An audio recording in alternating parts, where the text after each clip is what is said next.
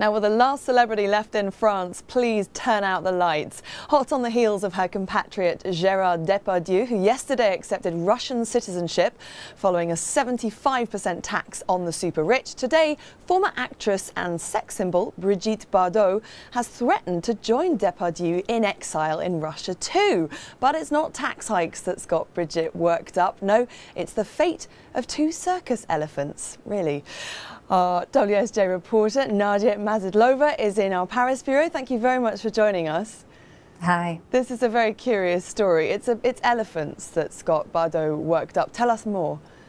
Well, the news came out a little earlier today that Brigitte Bardot, if the public authorities don't step in to save these two elephants, then Miss Bardot will be looking to apply for Russian citizenship. So what's up with the elephants? They've got tuberculosis, is that right? That's correct. Now, these elephants are under an administrative decision to be put down after they were diagnosed with tuberculosis. Now, at the time, Brigitte Bardot stepped in to try and prevent the animals from being put down. The current situation is that the decision lies in the hands of France's top administrative court. But obviously Bardot is looking to get a step ahead and put some pressure on for things to move towards a solution. And how likely is it that Bardot's flight to Russia will actually result in these elephants being saved? I think that's very difficult to tell. The decision will lie entirely in the court's hands, which obviously is a separate jurisdiction from the government. So I think right now we just will have to wait and see what the court decides. But it's a very canny move on Brigitte Bardot's behalf to step forward now just after Gérard Depardieu received citizenship from Russia. But how canny is it? How much do we know about the Russian approach to animal rights welfare, for example? Now, that, to be honest, is an interesting question.